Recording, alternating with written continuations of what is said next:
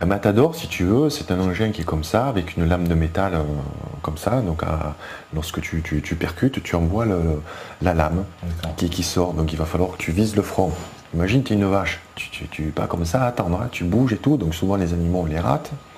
Tu vois, donc ils vont devenir inconscients. Mais voilà, les poulets aussi, tu vas les passer dans un bain électrifié pour qu'ils soient inconscients. Et moi, je les ai vus. Souvent déjà, donc tu les pends les pattes, si tu veux, donc la tête en bas, puis le poulet, ben, il va passer dans le bain, et ben, tu vas en avoir peut-être un sur 3 ou un sur 5, enfin, peu importe, et tu en as qui relèvent la tête. Donc ainsi, ils sont zigouillés vivants. Puis les animaux se voient, les moutons quand ils sont abattus, ils sont sur une chaîne, voilà, ils agonisent, ils se voient, ils se rendent compte, tu vois, de la mort. D'ailleurs, l'abattage rituel n'est plus du tout rituel. J'en parlais avec des musulmans aussi, et il n'y a plus rien de rituel. Beaucoup de musulmans qui nous regardent justement. C'est une vraie problématique. Je comprends en fait l'abattage rituel tel qu'il est dans les écrits. Je dirais il est respectueux par rapport à l'animal. C'est vrai que ça peut choquer parce que tu tues un animal, mais l'animal doit accepter la mort, c'est-à-dire il doit être isolé, il doit fermer les yeux, se coucher, enfin, il y a l'âme qui passe. Voilà, il accepte la mort pour s'élever à un stade, je dirais, spirituel supérieur, tel qu'il est écrit en fait dans le Coran. Mais aujourd'hui, il n'y a plus rien de rituel. Ceux qui pratiquent l'abattage rituel dans les abattoirs, on les appelle les sacrificateurs. Et même les gens qui sont dans les abattoirs, lorsque c'est les jours d'abattage rituel, ils disent que c'est une boucherie. Il y a quelques photos, bon, j'ai pas mis des photos quand même choc tout ça, mais tu vois, voilà, les animaux qui se font trancher la gorge, je sens qu'ils giclent, voilà. Donc ça, c'est vraiment violent. Et il faut avoir conscience de ça. Il faut vraiment avoir conscience qu'il y a de la souffrance animale, donc ça c'est une chose, mais surtout que la viande, elle est toxique.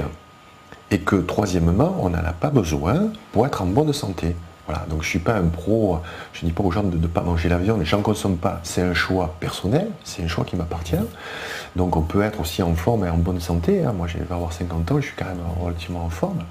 Et donc on n'a pas besoin de se nourrir avec de la viande, alors, surtout tous les jours. Tous les jours, et il y a un grand cliché qu'on nous explique souvent, alors peut-être qu'il faut abattre ce mythe, c'est de nous dire qu'il y aurait certaines protéines qu'on ne trouverait que dans la viande. Non, c'est faux. Alors ça, voilà, les protéines, c'est une chaîne d'acides aminés. Il est vrai que dans la viande, tu as les 8 acides aminés et d'autres, mais les 8 acides aminés essentiels qui sont dans la viande. Par contre, ils sont reliés entre eux, et lorsqu'il faut que tu digères la viande, déjà elle est acide, elle produit de l'acidité. D'ailleurs, les carnivores, ils ont un intestin très court, nous on a un intestin long. Ils ont un intestin très court parce que la viande, il ne faut pas qu'elle reste dans tes intestins et tout, parce qu'elle pourrit la viande. D'accord ? Donc il faut savoir aussi que la viande qu'on achète chez des bons bouchers, entre guillemets, eh ben, elle va rester pendant 30 voire 60 jours avant de la consommer. C'est une viande putréfiée qu'on va consommer. Il y a un reportage sur un célèbre boucher à Paris qui se targue d'avoir de la viande noire. Voilà, parce que c'est une viande persillée, qui est bonne au goût, qui est tendre et tout, mais c'est une viande qui est pourrie. Alors peut-être qu'avant on la consommait comme ça, mais déjà avant, nos paysans, ils ne mangeaient pas de viande rouge. Pourquoi ? Parce que les bœufs, ils servaient à labourer les champs. Et aujourd'hui, il y a des tracteurs, tu vois. Donc, tu vois, tout ça, c'est vraiment lié à cette révolution industrielle, à l'industrialisation de la viande, et puis cette maltraitance animale, où aujourd'hui, on est allé beaucoup trop loin pour proposer de la viande à tout le monde, à tous les jours, et à bas prix. Et on a de la viande de partout, on a les sourcils, Acna, Tartare, tout ça. Là. Tu as voilà, du jambon qu'on mange à outrance. Le jambon, c'est pas rose un jambon. C'est de la viande reconstituée. La couenne, c'est reconstitué aussi. Les steaks hachés, c'est un poison. Je mets vraiment en garde les métanotes sur le steak haché. Le steak haché, même les frères les steaks hachés, en fait, c'est une viande reconstituée. Le steak haché, en fait, ça provient essentiellement des vaches de réforme. C'est-à-dire, c'est des vaches laitières. Qui après 5 ans, pendant 5 ans, si tu veux, une vache va donner du lait. Elle va être inséminée tous les ans, parce que le temps de gestation est de 9 mois, comme pour un petit humain. Okay, donc au bout de 9 mois, on va lui retirer le veau pour pomper son lait. D'accord. Le veau, on va l'isoler dans des cages plastiques, on va l'anémier, on va lui donner en fait du lait en poudre, on va le donner, le rendre en manque de fer pour que la viande soit blanche. Et au bout de 6 mois, on va manger son tranche de veau, le foie de veau, etc. On est très gros consommateurs de veau, je crois qu'on en consomme 2 millions par an. Donc pourquoi ? Parce qu'on consomme beaucoup trop de lait. Parce que pour produire du lait, il faut faire un veau. Ok ? Donc il faut que tu consommes quand même le veau, parce que rien ne se perd dans l'industrie, d'accord ? Donc après tous les abats, tu vas les retrouver aussi dans les animaux, dans les produits pour les animaux. On tue nos animaux aussi. Ils sont malades des reins, les chats, les chiens, etc. Pourquoi? Il y a du glutamate monosodique, tu parlais de ça, pour être bon. Tu vois, les animaux, c'est vraiment... dans les abattoirs et dans la viande, rien ne se perd. Tout se transforme. La gélatine de porc, c'est fait pour les bonbons. Hein. Mais quand tu vois les carcasses de porc arriver, t'as pas 3000, moi j'ai ensuite les bonbons qui sortent. Tu vois. Le minerai de viande, c'est quoi exactement? Parce que ça, j'ai entendu parler, c'est de la viande reconstituée, c'est quoi? J'ai entendu que dans l'industrie, ils utilisaient ça, c'est-à-dire que c'était pas vraiment de la viande, ça arrivait sous forme de minerai de viande. On m'a parlé de la viande de gros grains avec un ami qui s'appelle VV. Qui a une chaîne YouTube, la chaîne de VV, et je fais quelquefois des interventions avec lui, et c'est un spécialiste des saucisses, tu vois. Ouais. Donc il a remarqué qu'il y avait viande de gros grains, et il s'est intéressé en se disant, mais qu'est-ce que c'est la viande de gros grains? En fait, même dans les saucisses 100% poulet, par exemple, il faut savoir que c'est pas du poulet, en fait c'est des restes de poulet, c'est des carcasses qui sont passées au jet haute pression, tu vois. Donc tu as tout un amas de peau, de ligaments, déjà en plus la concentration en protéines est nettement plus faible, hein. Et donc toutes ces restes en fait de poulet, on va les reconstituer, puis mettre un bon glutamate monosodique avec plein de colorants, d'exhausteurs de goût, et les bonnes saucisses, tu manges à la moutarde, tu vois, et c'est bon en plus, c'est bon au goût. C'est ça qui est fort, bien sûr que ça nous plaît. C'est voilà, quand tu veux faire crever un rat, la mort au rat, les gens, les rats, ils la bouffent, tu vois. Donc nous, les industriels ont très bien compris ça, on mange la nourriture toxique parce qu'elle est bonne au goût. Et on est devenu addict. Donc pour revenir aux protéines, donc la protéine de viande, c'est vrai qu'elle est complète, donc il y a les acides aminés complets, mais il faut que tu décomposes pour pouvoir les assimiler. Tandis que dans les protéines végétales, que tu trouves dans tous les végétaux, c'est les protéines, tu en trouves dans tous les végétaux. Et dans les fruits aussi. Mais on n'a pas besoin de beaucoup de protéines. Il y a une mythe autour de la protéine, même pour les sportifs. Parce que, pour te donner l'exemple du lait maternel, il n'y a que 6 à 7% de protéines dans le lait maternel. On n'en a pas besoin tant que ça. On en mange beaucoup trop. On mange beaucoup trop de viande, beaucoup trop de protéines. Et la protéine végétale est fantastique parce que, certes, des fois, il n'y a pas tous les acides aminés. Mais tu as des graines de chanvre, tu as le quinoa, avec il y a plein d'acides aminés dans tous ces végétaux, dans les céréales aussi. Donc tu peux mélanger après des végétaux avec des légumineuses. En fait, si tu as une nourriture diversifiée, il ne faut pas tenir une comptabilité. Tu vois, tu ne dois pas tenir une comptabilité pour savoir est-ce que j'ai bien mangé, tant de ça. Non, il ne faut pas réfléchir à ça. Il faut manger de la nourriture saine, diversifiée, à manger à satiété. Parce que quand tu manges cru, quand tu manges du verre, tu as une satiété qui arrive beaucoup plus vite parce que tu mastiques aussi, beaucoup plus. Et on peut manger à sa faim, on est en bien meilleure forme, on est en bien meilleure santé. Mais pour ça, il faut faire une démarche déjà, intellectuelle, il faut se renseigner, il faut s'informer, réapprendre à cuisiner, faire bien ses courses, bien sourcer ses produits et se remettre derrière les fourneaux.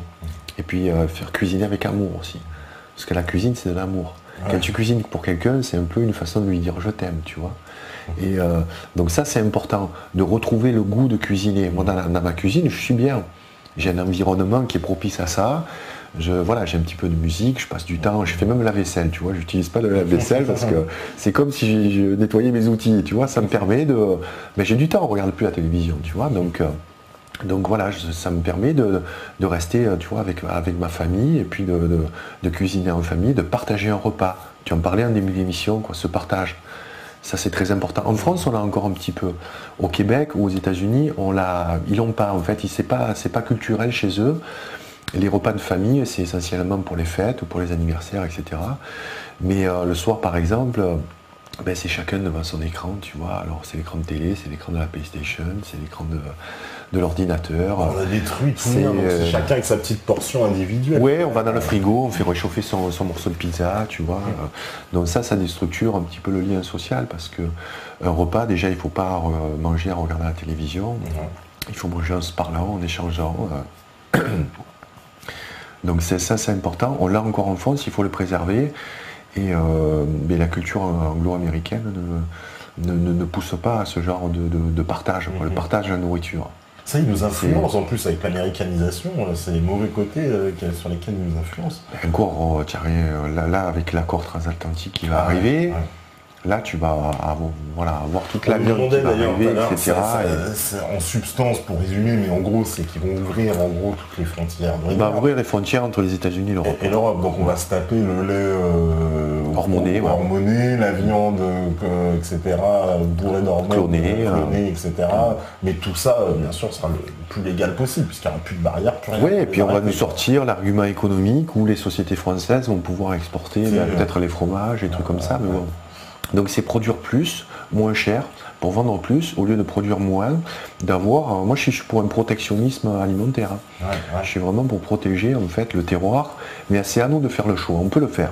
Tu vois, acheter français, acheter sur le local, et puis boycotter les choses qui sont néfastes pour nous. Ouais, voilà, tout simplement. Balayer encore notre industrie, encore pire, parce que finalement, tous ces, par exemple, je sais pas, les producteurs de lait canadiens, on sait qu'ils sont énormes, qu'ils ont des exploitations énormes. Ils ont déjà des problèmes entre eux, parce que c'est un gros producteur de porc aussi, le Canada. Donc il y a beaucoup de production industrielle.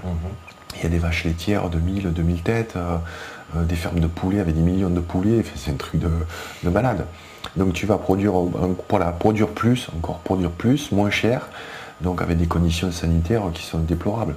Mais ça, tu sais, à un moment donné, on le paye. Tu parlais de la vache folle, des problématiques de la vache folle, la grippe H1N1, la grippe aviaire, etc.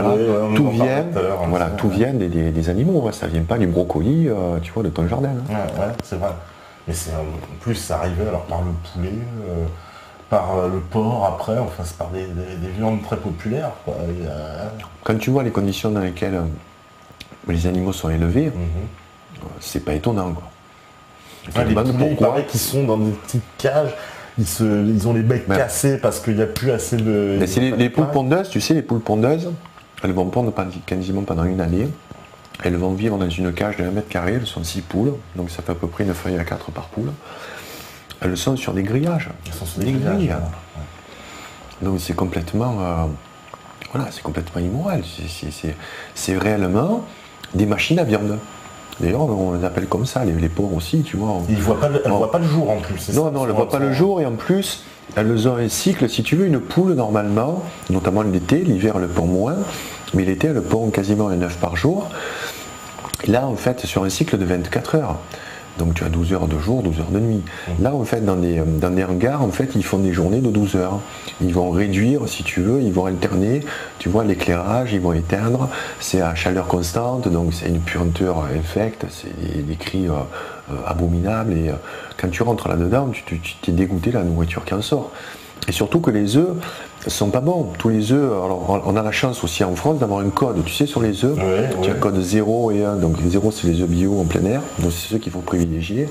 Ensuite, les codes 3, c'est vraiment les codes 2, c'est tous les œufs qui sont en fait produits, des œufs en batterie. Mais le problématique, c'est que la poule, elle est ce qu'elle mange. L'œuf, c'est ce que mange la poule.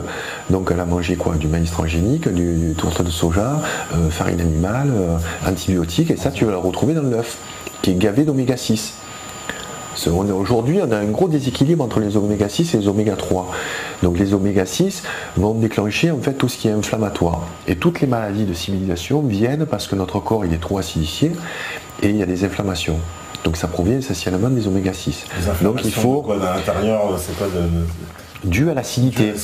Dû à l'acidité. Donc tout ça, si tu veux, c'est nocif à l'humain.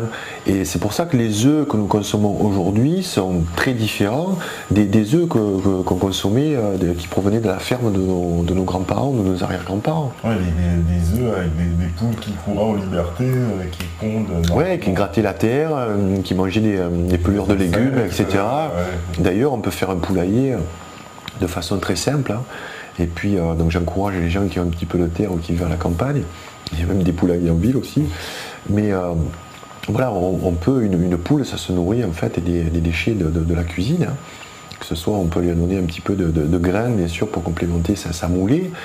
Et choisir du grain bio. Et là, c'est fantastique. Tu as quasiment un œuf par jour.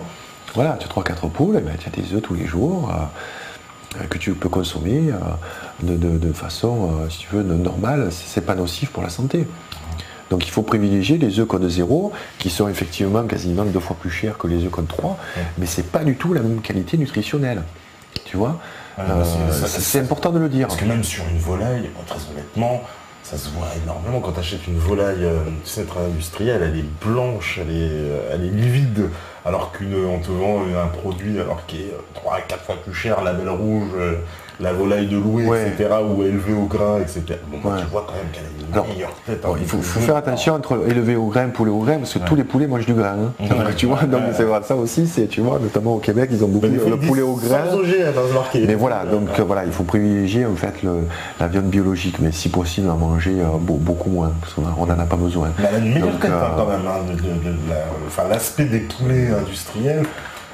Écoute, j'en consomme plus, mais d'après ce que je me souviens, oui, effectivement. Puis il y a l'os aussi qui se détache complètement. D'accord. Tu veux que je me décale? Non, c'était juste le téléphone. Ok. Donc c'est pour ça qu'il faut faire vraiment attention à la source de nos produits, quoi. Il ne faut pas comparer, il y a œuf et œuf, voilà, c'est très différent. Ouais, sur le poulet, voilà.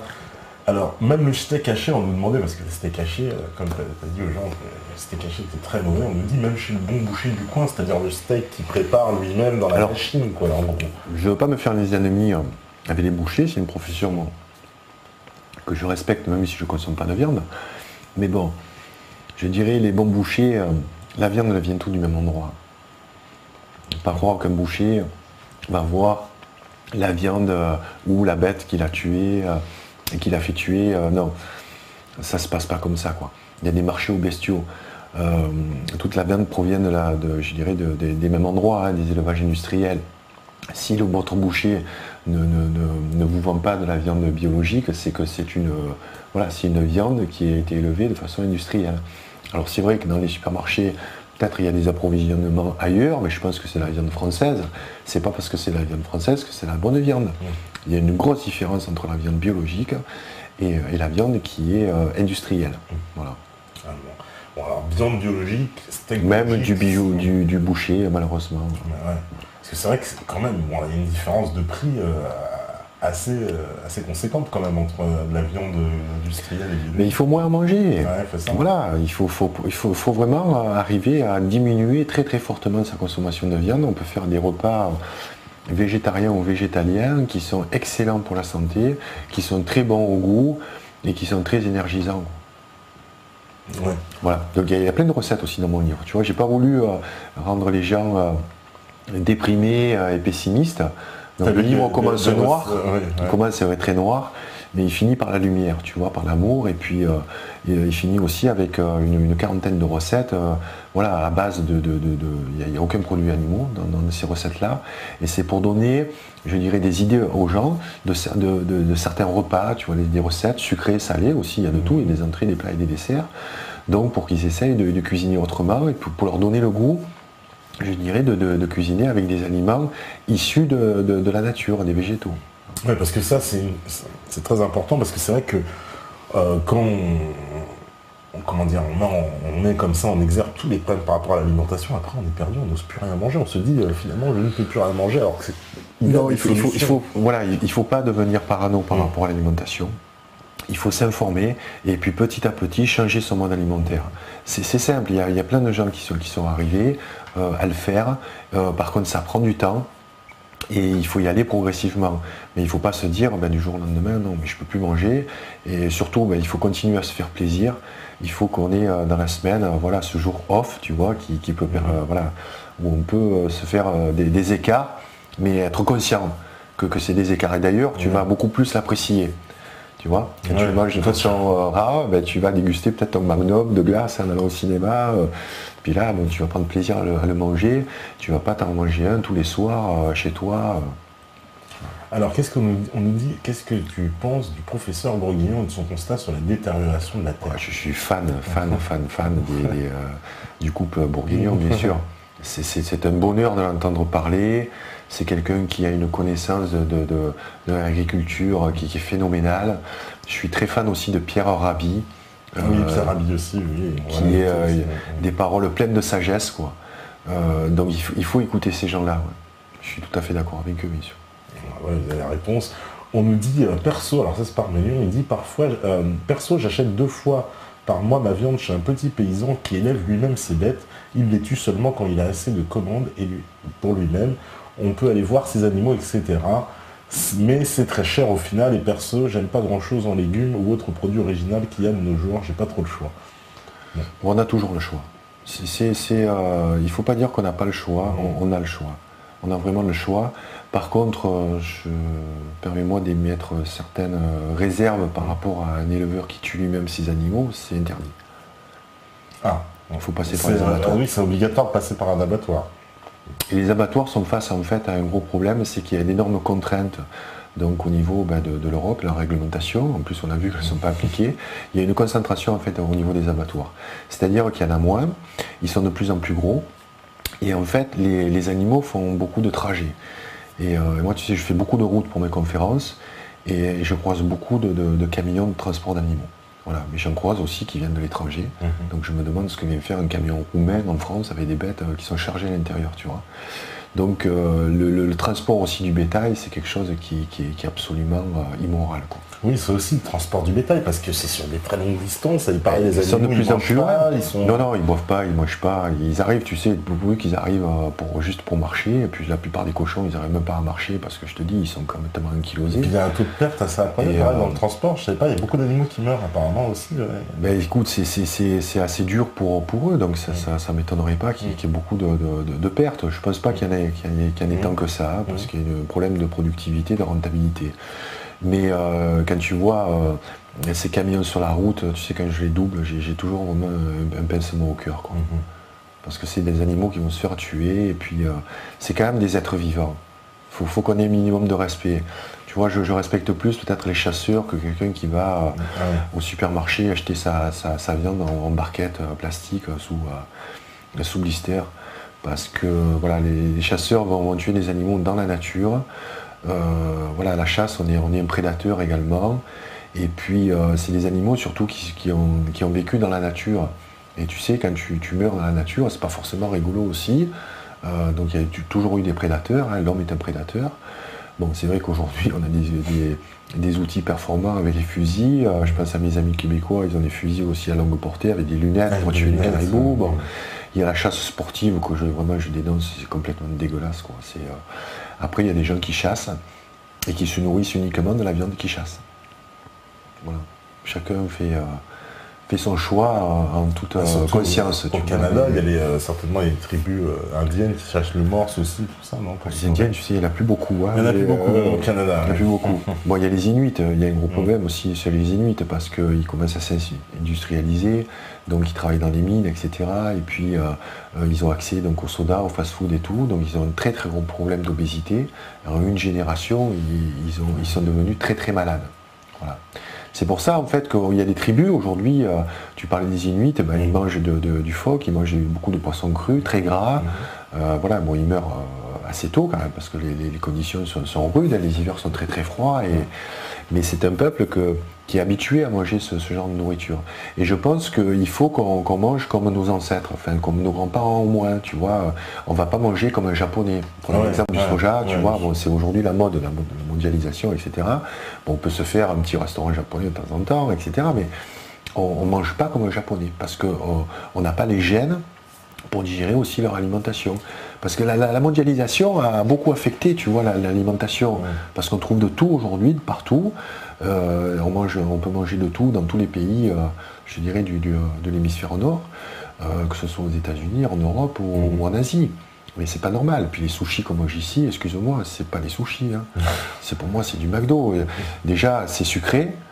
Tu as remarqué que dans les sushi shops, etc., sans les citer, il y a peut-être d'autres enseignes, mais c'est en fait le riz il y a du sirop de glucose en fait dans le riz, puisqu'il est devenu sucré, il est bon, on peut en manger, tu vois. Il faut surtout éviter les restaurants où c'est, tu vois, nos limites, tu vois, où tu peux te resservir tant que tu veux. Donc là, il faut être suspicieux parce que souvent, c'est pas de la bonne qualité.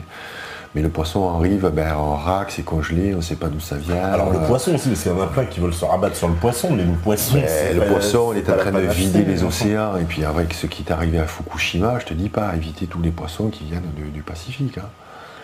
C'est irradié. Voilà, il faut le dire. Puis les mers sont polluées. Et puis voilà, moi je défends aussi Sea Shepherd avec le capitaine Paul Watson, qui défend lui les baleines qui sont en train d'être en voie d'extinction. Parce que pourtant, les chassent plus les baleines. Ben, les Japonais les chassent encore. Ah, les Japonais, oui, ils chassent les baleines, c'est vrai. Oui, il va justement sur les eaux japonaises pour intercepter en fait tous les. Alors ils disent que c'est pas pour les manger, c'est faire pour des tests. Alors c'est autorisé, tu vois, pour des tests. Mais bon, pourquoi on fait des tests aujourd'hui sur des baleines? Tu as vu les animaux que c'est, quoi. C'est majestueux. Il faut laisser aussi un petit peu de place aux animaux, quoi. Il faut pas tout vampiriser. On est la race peut-être la plus évoluée sur Terre.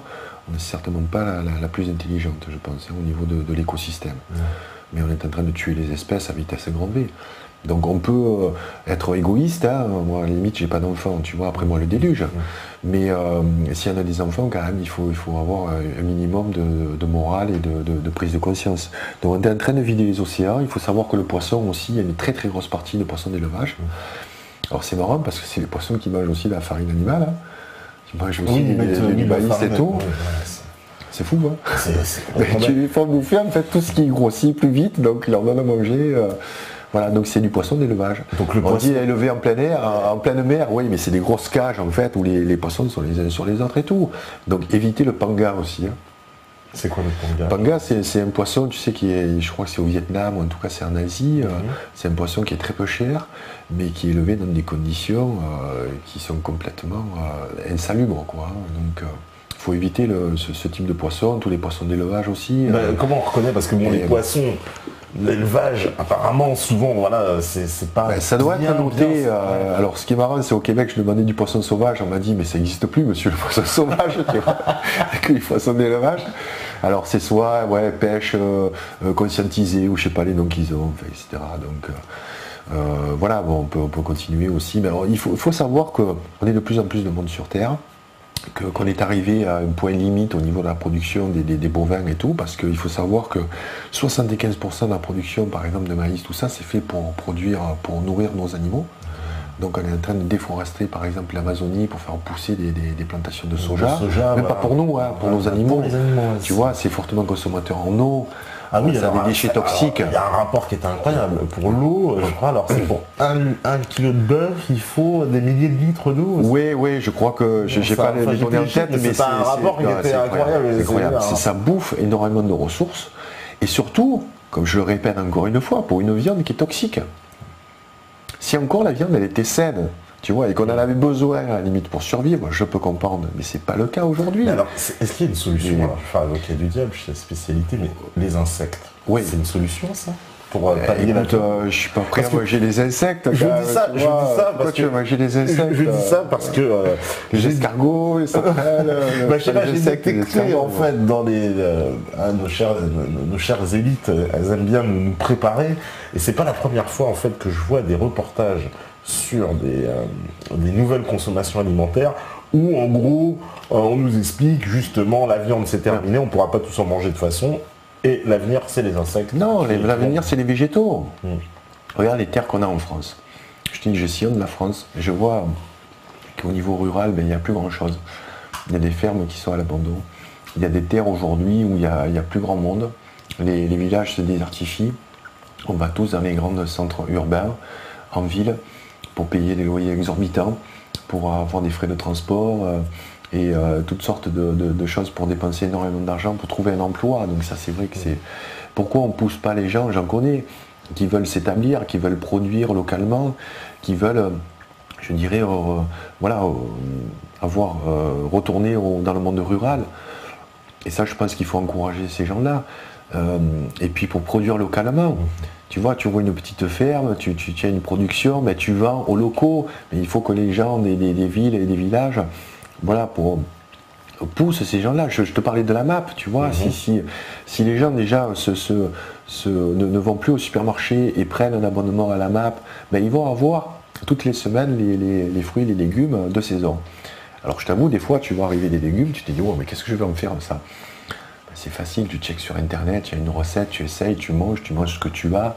Donc voilà, il ne faut pas faire après la fine bouche, le difficile, on ne peut pas manger des tomates toute l'année. Les tomates, ça ne pousse pas toute l'année. Tu vois? Oui, c'est pas naturel de manger, c'est un luxe qu'on se fait. Ouais. C'est un luxe, mais qui n'est pas bon pour notre santé. Voilà. Surtout comment est cultivée la tomate, donc il n'y a plus. Ça aussi, on en avait parlé avec Les bourguignons, il y a Ah plus, oui. ça pousse plus en terre, C'est hors sol, ouais. C'est hors sol. C'est des gouttes à gouttes, tu Voilà, vois, sur voilà. les trucs. Une espèce de truc, et il y a 95%, il paraît, de toutes les tomates. Et ça n'a pas de goût. En plus, tu vois une vraie bonne tomate qui sort de la terre, qui a été travaillée avec amour et tout, elle est juteuse, tu vois, elle est vendue lorsqu'elle est à maturation. Et voilà, tu retrouves le goût des vrais aliments. Parce que le goût qu'on nous vend n'est plus du tout le goût. Comme une fois, avant j'ai acheté moi aussi mes légumes au supermarché et tout, tu as ces tomates qui sont dures comme ça, et qui n'ont pas de goût. Ils n'ont pas de goût, c'est Tu du vois, lot, qui sont même dur, pas rouges, ouais. tu vois, le bâton rosace, c'est même pas de la tomate. Qu'est-ce que tu prends de plaisir à manger ça? Non, c'est vrai. Pour revenir aux insectes, moi je ne prends pas de plaisir à manger des insectes, je préfère manger, tu vois, de bons légumes et puis voilà, de bonnes préparations, puis surtout manger beaucoup plus de fruits. Je ne mange pas assez de fruits. Ouais. Puis les 5 fruits et légumes par jour, ça aussi, bon, c'est pour se rassurer, pour se donner bonne conscience. Oui, tu vois. parce qu'ils vendent du Nutella, puis après on te dit, il faut manger. Ouais, et puis bon, tu vends aussi le fruit. Ouais, c'est bon en compote aussi, non, c'est pas bon en compote. Oui, il paraît, oui, les Tu compotes fais aussi. ta compote à la limite maison, ok, je veux bien, mais le fruit ça se mange frais, ça se mange cru, c'est bon, le fruit en plus c'est sucré. Puis quand tu croques une pomme, tu as tous les sens qui s'éveillent, tu vois. Tu as le bruit, tu as le toucher, tu as l'odeur, tu as le goût. Oui, parce que alors, les pommes, c'est pareil. On en a parlé tout à l'heure, mais juste pour revenir, il paraît que toutes les pommes quasiment sont OGM en fait. On m'a dit que c'est que des marques déposées Granny. Alors ça machin, c'est le tout Codex Alimentarius. Ouais. Ouais. Ça c'est une invention en fait qui était post Deuxième Guerre mondiale, il me semble. Et donc c'est en fait le Codex Alimentarius va répertorier toutes les catégories en fait de tomates, de pommes, tout ce qui est légumes, etc. qu'on peut cultiver et qu'on peut vendre. Donc ils ont exclu toutes les races dites les espèces indigènes, tu vois, parce que les tomates, il y en a plusieurs centaines, tu vois. Voilà. Donc en fait aujourd'hui ça va devenir interdit de travailler des semences ancestrales. D'ailleurs Cocopelli a un procès par rapport à ça, parce que le principe de Cocopelli c'était que je dirais tous les paysans envoient quelques graines pour préserver justement et puis pour revendre aussi à d'autres personnes pour essayer de faire une place de marché, tu vois, où on puisse avoir des graines qui sont ancestrales. Mais surtout des graines qui sont aussi féminisées, c'est-à-dire qu'on peut réexploiter d'une saison sur l'autre. Ce qu'il faut savoir, que sur les OGM sont des graines stériles. Oui, on est obligé de racheter les voilà, semences. imagine-toi le paysan qui achète des graines donc OGM, il est obligé de les acheter tous les ans. Pour les faire pousser, il faut qu'il envoie des pesticides et des engrais. Parce que le concept en fait des OGM, c'est par exemple le Roundup Ready, c'est pour le soja. Donc tu vas, la graine va pouvoir absorber le pesticide, ça ne va pas tuer la graine, tu vois. Donc on va pouvoir épandre comme ça des pesticides avec les avions, tu vois, etc. Avant le Roundup, tu ne le mettais pas sur la plante, tu le mettais uniquement sur les mauvaises herbes. Donc là, en fait, le Roundup, tu l'as à l'intérieur du grain. Et ça, tu le bouffes. Et tu bouffes des résidus de combat quand même. Non, mais je trouve ça énorme. Alors, qu'est-ce que vous me dites sur le chat pour nous... il y a des gens qui parlent de régime sans céréales le matin. Tu vois, tu les as choqués avec le régime de... J'aurais dit que les céréales, c'était très très mauvais le matin. Non, j'ai pas dit que c'est mauvais le matin. Moi, je suis pas un gourou, je suis pas un donneur de leçons. J'ai pas la science infuse, je ne demande pas à ce qu'on me croie sur parole. Je dis juste moi qu'aujourd'hui, le matin, je mange essentiellement des fruits. Voilà, les céréales, c'est pas ce que je digère le mieux. Donc les céréales, on n'a pas de l'énergie immédiate. Il faut savoir qu'on a des réserves de glycogène dans le foie et que ces réserves de glycogène nous servent à dépenser notre énergie. Voilà. Et donc les céréales, bon, c'est pas en mangeant des céréales que tu vas avoir une énergie directement disponible. Il va falloir que tu la digères, etc. Donc tu vas l'avoir 3-4 heures après. Donc le fruit, c'est une énergie qui est immédiatement disponible. Donc je préfère manger le matin parce que ça me met un coup de fouet. D'ailleurs, si tu as un coup de barre, tu vois, au lieu de boire une énergie drink, je sais pas si tu en consommes ou pas, mais voilà, des gens boivent Red Bull, etc. Moi, je préfère manger une pomme. Voilà. Parce qu'une pomme, ça te donne un coup de fouet, ouais. D'accord. Voilà. Donc tu mastiques, déjà ça te réveille, il faut que tu mâches, tu vois. Et puis c'est un goût sucré, c'est un sucre qui n'est pas directement, tu vois, c'est pas un sucre rapide, donc, et puis c'est vraiment un produit naturel. Ton corps le reconnaît, nos ancêtres mangeaient des fruits. Donc tout ça on le reconnaît, on ne reconnaît pas les molécules qu'il y a dans le Red Bull, quoi. Ouais. En plus, oui, le Red Bull, c'est plein de taurine, etc. On rajoute plein de trucs pour... Mais c'est du sucre aussi. Alors si hein. c'est sans sucre, il y a de l'aspartame. C'est la même chose, voilà.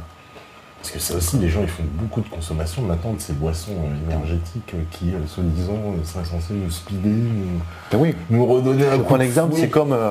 tu es sur un cheval, en fait, c'est comme si tu lui donnes une claque au cheval. Qu'est-ce qu'il va faire le cheval? Il va avoir une impulsion. Après, tu as un coup de pompe. Tu nourris pas ton corps avec du Red Bull. C'est une drogue.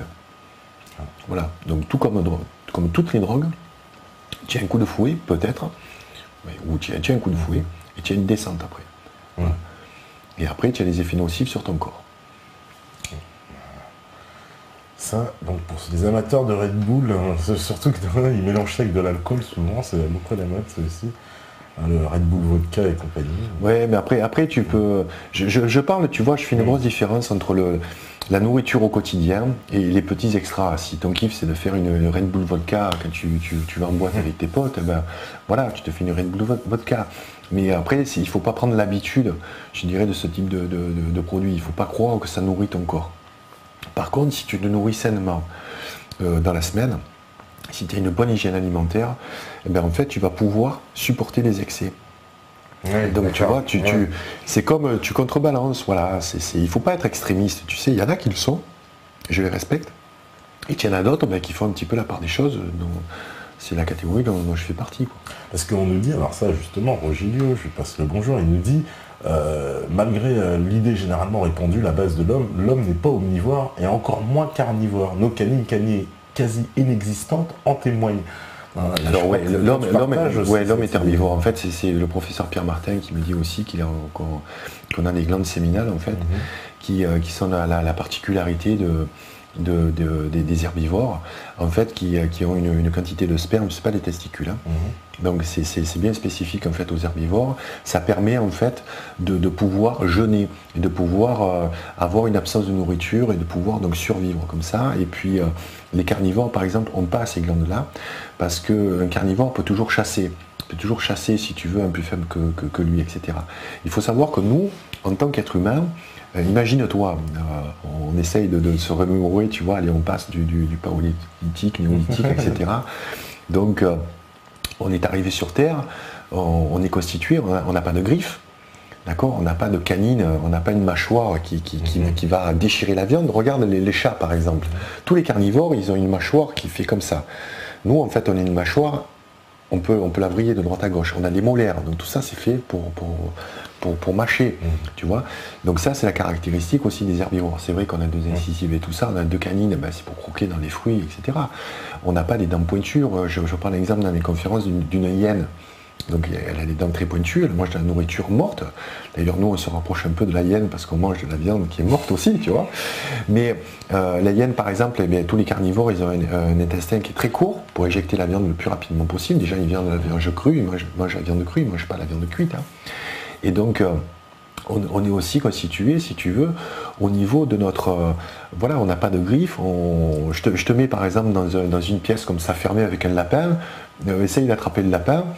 Si tu y arrives, on la mange ensemble un barbecue, d'accord, tu vois. Donc on n'est pas constitué pour attraper des animaux comme ça. Donc il a fallu qu'on invente des armes, il a fallu qu'on invente toutes sortes de superfuges pour piéger, pour prédater, en fait, pour être un prédateur, pour tuer un animal. Donc on est devenu omnivore dans le temps, on a appris aussi la cuisson, donc on a délégué un petit peu notre système de digestion par rapport grâce à la cuisson. Mais en fait on descend anatomiquement des grands singes évolués.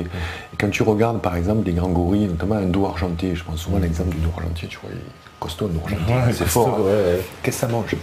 Des écorces, des feuilles, ça mange des fruits, banane, d'accord. La banane est le fruit qui est physiologiquement le plus adapté à l'humain, il faut savoir. Bon, par contre, on ne trouve pas de partout aussi, hein, si on mange local, tu vois, les bananes, on a la chance d'avoir. Voilà. Mais bon, donc le gorille va manger essentiellement de l'herbe, il va manger, oui, des petits insectes aussi, comme je disais, peut-être de petits animaux, tu vois, mais essentiellement, il passe sa journée à manger. Okay. Donc nous, c'est vrai qu'on ne passe pas notre journée à manger, tu vois, on n'est plus des singes, mais par contre, voilà, on se rapproche au niveau de notre anatomie. Alors ça peut choquer peut-être certaines personnes qui pensent que oui, on a toujours été chasseurs, cueilleurs, etc. Je veux bien, on ne tuait pas un mammouth tous les jours aussi, tu vois. Donc il faut voir qu'on vivait dans une autre époque, on ne mangeait pas du tout la même viande, on était super actifs, et on était aussi dans un contexte naturel. Aujourd'hui, on ne vit pas du tout à la même époque. Donc les régimes type le régime paléo, ça devrait rester au paléo. À l'époque du paléo, on a évolué quand même. On ne va pas manger comme mangeaient, si tu veux, les hommes de Cro-Magnon, quoi.